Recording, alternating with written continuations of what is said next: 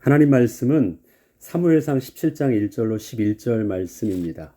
블레셋 사람들이 그들의 군대를 모으고 싸우고자 하여 유다에 속한 소고에 모여 소고와 아세가 사이에 에베스 담림에 진침해 사울과 이스라엘 사람들이 모여서 엘라 골짜기에 진치고 블레셋 사람들을 대하여 전열을 벌였으니 블레셋 사람들이 이쪽 산에 섰고 이스라엘은 저쪽 산에 섰고 그 사이에는 골짜기가 있더라.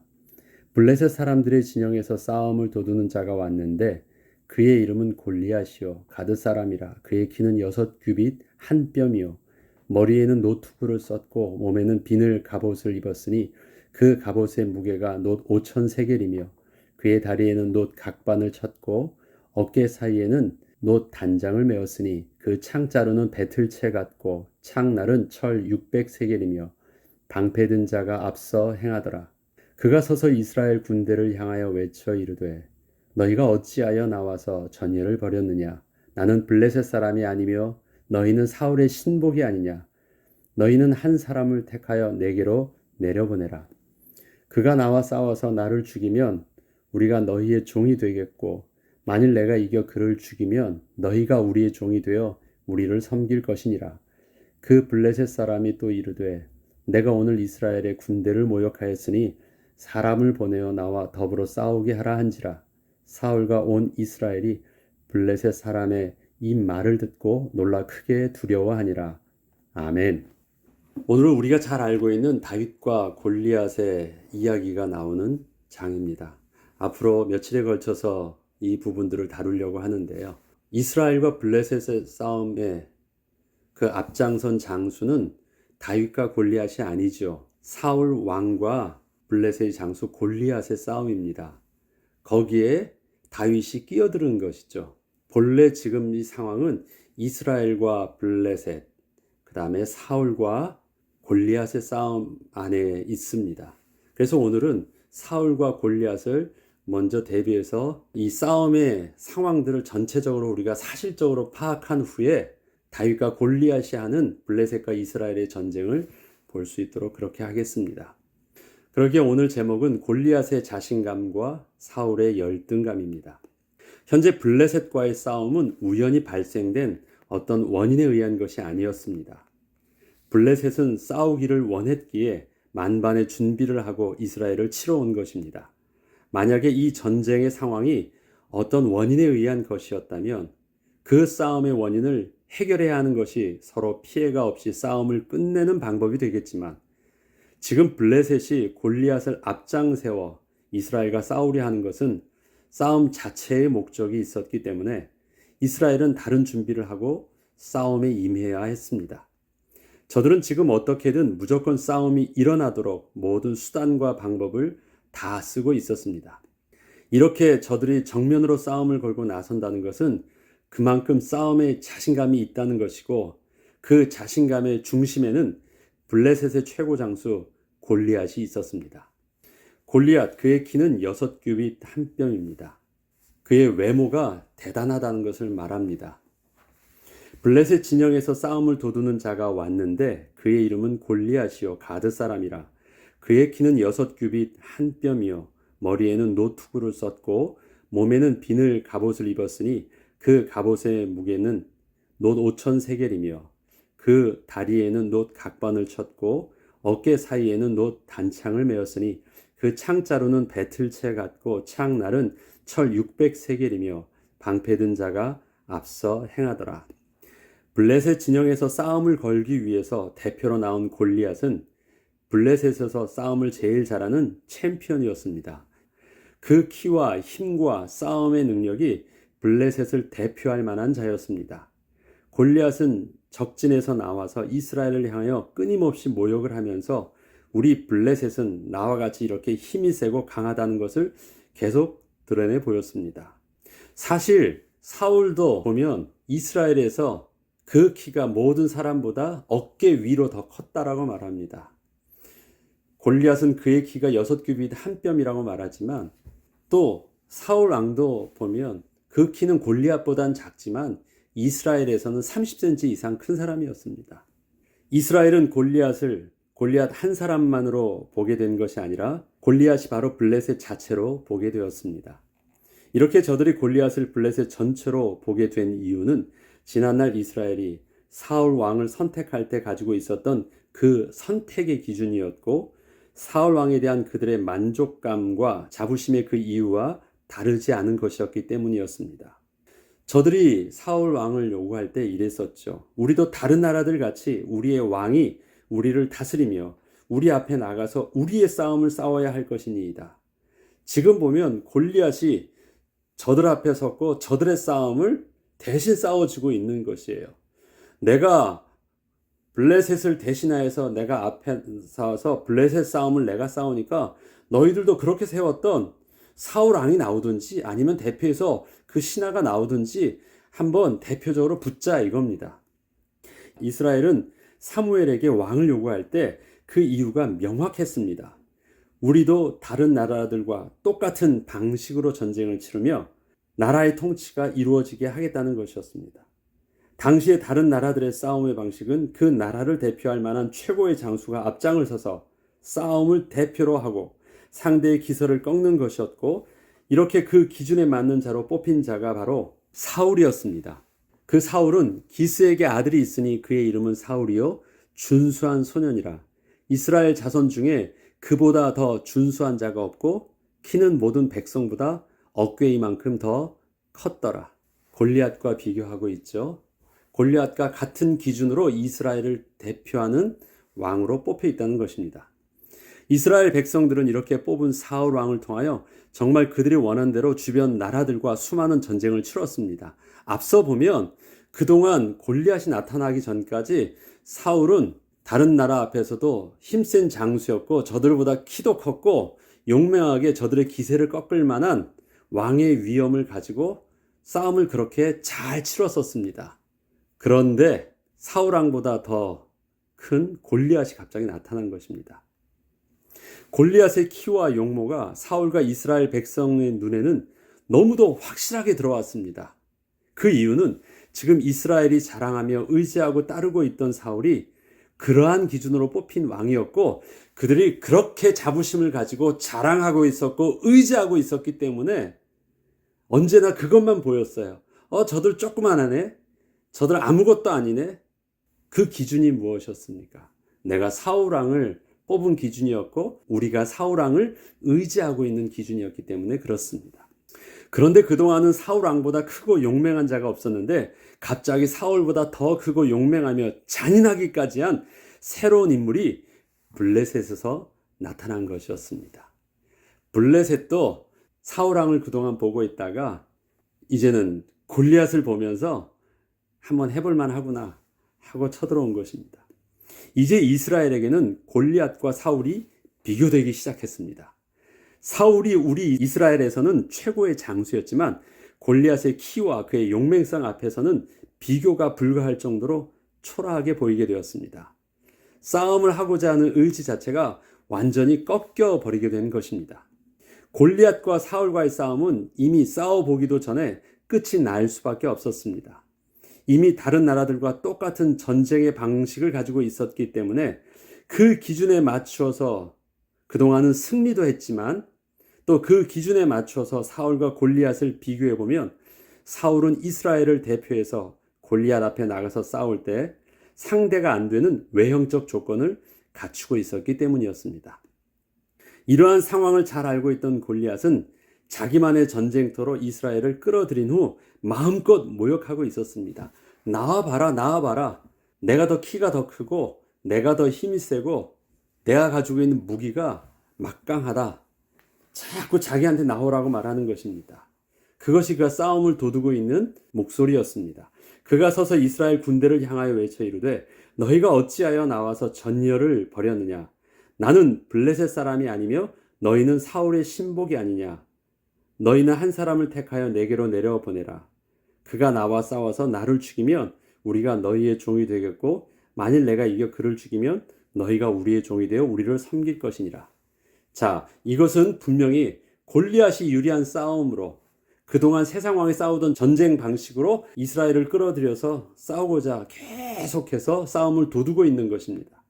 결국 강력한 왕 한 사람을 의지함으로 얻게 되었던 이스라엘 백성들의 그 안정감과 자신감은 더 강력한 또 다른 한 사람 때문에 이스라엘 전체를 두려움과 무력감에 빠지도록 생각을 사로잡아 버렸습니다. 자신감과 두려움, 안정감과 두려움은 동전의 양면과 같은 것입니다.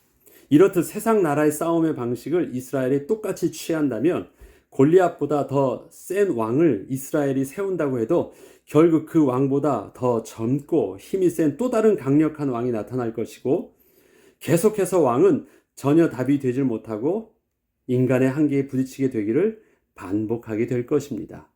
세상은 그렇게 흥망성쇠가 계속되었습니다. 그렇다면 하나님께서 세우시는 왕을 통해서 하나님이 하시는 전쟁은 어떤 전쟁일까요? 자, 우리가 그동안 골리앗만 보고 사울만 보고 전쟁만 보았기 때문에 세상의 방식으로 전쟁을 바라보고 현실을 보고 있었기 때문에 진짜 보지 못했던 팩트, 사실이 있습니다. 진짜 우리가 세상의 방식에 가려졌던 눈을 내려놓고 진짜 세상을 볼 수 있다면 오늘 읽었던 본문에서 읽지 못했던 다른 한 분을 보아야 합니다. 그것이 그 사이에는 골짜기가 있었더라는 것입니다. 사무엘상 17장 2절로 3절에 보면 사울과 이스라엘 사람들이 모여서 엘라 골짜기에 진치고 블레셋 사람들을 대신하여 전열을 벌였으니 블레셋 사람들은 이쪽 산에 섰고 이스라엘은 저쪽 산에 섰고 그 사이에는 골짜기가 있었더라. 사울과 이스라엘 백성들이 세상 나라의 싸움의 방식에 사로잡혀 있어서 실제로 보아야 할 사실, 그 팩트를 보지 못하고 있는 것이 있었습니다.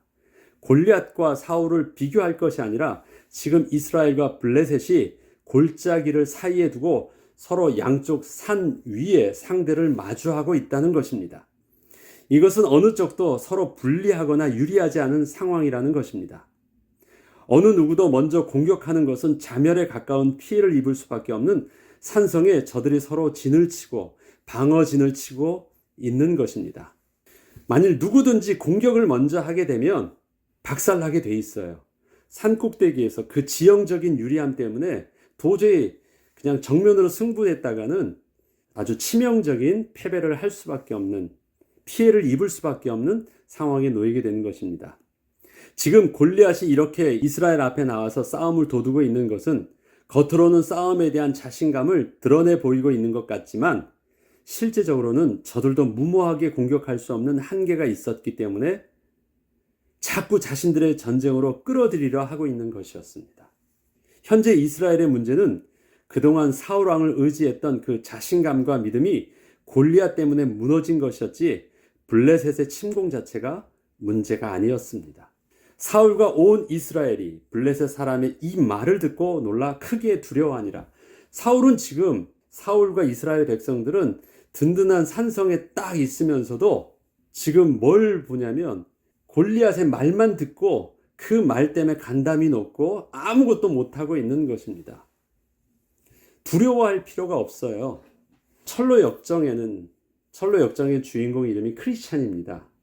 그 크리스찬이 이제 하나님께서 예비하신 하나님의 산성으로 갈 때 그 앞에 지나가는 길에 사자가 떡 서 있는 것을 보았습니다.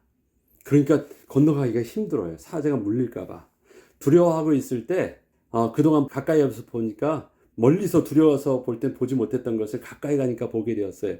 그건 뭐냐면 사자의 목에 쇠사슬이 묶여 있었는데 그 쇠사슬의 길이가 걸어갈 때 닿지 않는 것이에요. 물릴까봐 두려워한다 하지만 사실은 그 쇠사슬에 묶여있는 그 쇠사슬의 사실은 절대 물지 못하도록 그 거리가 딱 있었는데 그건 보지 못하고 그냥 그 앞에서 물릴까 두려워서 가지 못하고 있었습니다. 그러나 그가 담대히 나아갔을 때 그 쇠사슬을 나중에 보게 됩니다. 이것처럼 지금 사울과 이스라엘 백성들은 실질적인 하나님께서 그들을 이스라엘 땅에 있게 하시고 산성에 살게 하셨던 그 이유 속에서 이미 그들은 그 지형적인 조건이 그렇게 저들에게 침공을 받을 수 없었던 없었던 그런 지형적 조건을 갖추고 있었음에도 불구하고 그들이 떨었던 것은 저들의 싸움의 방식에 사로잡혀 있었기 때문에, 그들의 싸움의 방식으로 생각을 하고 있었기 때문에, 그것만이 그들의 진실이었고 그것만이 그들의 사실이라는 것 때문에 실질적인 자기들의 사실적인 현실을 볼 수 없었기 때문입니다. 자, 그렇다면 영적 싸움을 위해서 우리가 지금 어느 위치에 서 있는가를 정확하게 먼저 우리는 보아야 하는 것입니다. 사단은 우리를 절대 건드리지 못합니다. 사단은 하나님의 백성을 감히 직접적으로 공격을 해서 해를 입힐 수 있는 존재가 아닙니다. 성도의 실패는 스스로 속아 넘어지는 것입니다. 사단이 유일하게 하나님의 백성에게 영향력을 행사할 수 있는 방법은 자신들만의 전쟁으로 끌어들여서 정확한 사실을 보지 못하게 하고 두려움에 사로잡히게 하는 것입니다. 그 두려움에 스스로 잡혀 아무것도 할 수 없게 만들면 스스로 포기하게 만들거나 잘못된 결정을 할 수 있도록 유도하게 되는 것입니다. 출애굽기에는 이스라엘 백성이 앞으로는 홍해와 뒤로는 바로의 군대로 인하여 사면 초가의 상황에 이르렀을 때 하나님께서 모세를 통하여 하신 말씀이 이렇게 기록되어 있습니다. 가만히 있으라 하시면서 스스로 무너지는 행동을 하지 말고 바로의 전쟁을 보지 말고 하나님의 전쟁을 보라고 하십니다. 그리고 모세에게는 하나님이 세우신 지도자답게 저들 앞에서 나의 말대로 행하라고 하십니다. 출애굽기 14장 10절로 16절의 말씀을 제가 한번 천천히 읽어보겠습니다. 바로가 가까이 올 때 이스라엘 자손이 눈을 들어 본즉 애굽 사람들이 자기들 뒤에 이른지라. 이스라엘 자손이 심히 두려워하여 여호와께 부르짖고 모세에게 이르되 우리를 내버려 두라. 우리가 애굽 사람을 섬기는 것이 광야에서 죽는 것보다 낫겠노라. 모세가 백성에게 이르되 너희는 두려워하지 말고 가만히 서서 여호와께서 오늘 너희를 위하여 행하시는 구원을 보라. 너희가 오늘 본 애굽 사람을 영원히 다시 보지 아니하리라. 여호와께서 너희를 위하여 싸우시리니 너는 가만히 있을지니라. 여호와께서 모세에게 이르시되 너는 어찌하여 내게 부르짖느냐. 이스라엘 자손에게 명령하여 앞으로 나아가게 하고 지팡이를 들고 손을 바다 위로 내밀어 그것이 갈라지게 하라. 이스라엘 자손이 바다 가운데서 마른 땅에서 행하리라. 그동안 이스라엘 백성들이 거의 440년의 기간을 애굽에서 살면서 그들이 보았던 강력한 힘은 바로 왕의 그 왕권이었고, 그들이 보았던 싸움은 바로의 전쟁만 보았습니다. 그들은 하나님의 전쟁을 제대로 경험한 일이 없어요. 하나님의 기적은 보았죠. 그러나 이것은 지금 상황은 10번의 하나님의 기적을 체험하는 개념과 근본적으로 다른 바로 왕과의 전쟁의 개념입니다. 그래서 그들은 새롭게 당황할 수밖에 없는 것이에요. 처음 전쟁을 치르게 되는 것이거든요. 그리고 그들은 맛보았던 바로의 전쟁이 있었습니다. 그래서 하나님께서는 내가 다시 기적을 베풀 텐데 기다리라 말하지 아니하고 내가 싸우는 전쟁을 너희는 가만히 있어서 한번 보아라고 말씀하십니다. 보면 사실을 알면 생각이 바뀌고 생각이 바뀌면 사실을 제대로 볼 수 있고 그러면 영적인 안정감이 그들에게 오기 때문입니다. 그래서 지금 홍해를 기적의 차원에서 하나님께서는 이스라엘 백성들을 맞이하지 않고 기적이라는 것은 10번의 기적을 보여주었어요. 지금 홍해는 하나님의 전쟁의 차원에서 이스라엘 백성들에게 경험을 하게 하시는 것입니다. 그래서 가만히 있으라는 것이고 섣불리 행동하지 말라는 것이고 그 다음에 지도자인 모세가 그들에게 왕이었고 장수로 앞에 섰는데 너는 어떻게 해야 되는지 하나님의 백성에 하나님께서 주신 그 왕권을 가지고 지도하는 그 지도력은 어떻게 해야 되는지 이렇게 하라 하면서 해주셨던 말씀이 오늘 출애굽기 14장 10절로 16절 말씀입니다. 여러분들이 찬찬히 다시 한번 이 내용을 읽어보시면 하나님께서 무엇을 원하시는지, 무엇을 보기를 원하시고 이스라엘 백성들이 어떠한 모습으로 새롭게 하나님의 전쟁에 임해야 되는지를 알려주려고 하시는데 사울은 바로 이 전쟁을 모르고 있었습니다. 사울이 지난 장에서 하나님의 말씀을 듣고 온전히 순종할 수 없어서 하나님의 슬픔이 되었던 이유가 지금 이렇게 하나님의 기준으로 세상을 보며 하나님의 인도하심을 따라 하나님의 전쟁을 치룰 수 없는 결과로 이렇게 나타남으로 말미암아 그의 세상의 기준에 맞는 왕으로서의 가치는 결국 이렇게 한계를 맞게 되었습니다. 자신감과 열등감은 동전의 양면과 같습니다. 똑같이 자기 자신의 능력을 기준으로 판단된 결과이기 때문에 둘 다 틀린 것입니다. 골리앗의 자신감은 자기 자신의 키와 갑옷과 무기와 방패는 주위의 어느 것과도 비교할 수 없이 큰 것이었기에 자신감으로 충만했던 것이고, 그러한 골리앗을 바라보며 자신을 비교한 사울은 한없이 초라해지고 약해 보였지만 사실 둘 다 하나님을 모르는 입장에서 자기 자신을 기준으로 바라본 결과이기에 서로 다르지 않은 것입니다. 둘 다 하나님을 모른다는 사실 속에 저들은 구원에 이를 수 없는 허물과 죄로 죽은 자라는 그 영적 상태는 똑같다는 것입니다. 세상의 가치 기준 속에선 크고 작음이 있지만 하나님의 가치 기준 속에서는 하나님을 떠난 본질상 진노의 자녀요 마귀의 자녀라는 것에 대해서는 다르지 않습니다. 이기고 망하고 지고 망하는 것입니다. 이기고 지옥에 가는 것이고 지고 지옥에 가는 것입니다. 우리에게는 자신감이나 열등감이 있는 것이 아니라 하나님의 인도하심 속에 지금의 이 상황을 묵묵히 헤쳐나가는 영적 안정감이 있습니다. 우리의 기준은 하나님이요, 우리의 반석은 우리가 하나님의 은혜 위에 서 있기 때문에 그렇습니다. 내 자신을 기준으로 신뢰함으로 나를 든든히 붙잡고 서 있는 것이 아니기 때문에 그렇습니다. 하나님이 반석 되시고 하나님이 무너지지 않기 때문에 우리는 그 안에서 영원토록 안정감을 취할 수 있는 것입니다. 저들의 싸움에 휘말리지 않고 우리 안에 있는 하나님의 전쟁 속에서 주님과 함께 싸워나가는 영적 싸움이 우리에게는 계속 있어야 하는 것입니다. 싸움 이전에 먼저 우리는 왕 되신 하나님의 전쟁 속에서 우리를 바라보는 눈이 있어야 하겠습니다. 나에게는 저들의 기준 속에 있는 자신감과 열등감이 아닌 나는 하나님의 기준 속에서 영적인 안정감으로 말미암아 오늘을 사는 그 은혜의 비밀이 있기를 우리가 기도하고 응답받는 저와 여러분 되길 주의 이름으로 축복합니다. 기도하겠습니다. 하나님, 나는 세상과 비교해서 작은 자도 아니고 세상 앞에서 저들보다 똑똑하고 좀 더 도덕적이고 좀 더 저들에게 자랑할 만큼 자부심이 뛰어난 자도 아닙니다. 자신감도 자부심도 열등감도 나는 세상을 정복할 그 힘이 아니라 내게는 하나님이 함께 하시는 영적인 안정감으로 주 안에서 주님이 주시는 은혜의 비밀을 가지고 오늘도 당당히 싸워 이기는 하나님의 전쟁에 참여하는 하나님의 거룩한 군사여 거룩한 하나님의 백성의 삶을 살게 하여 주옵소서. 감사드리며 우리 주 예수 그리스도 이름으로 기도합니다. 아멘.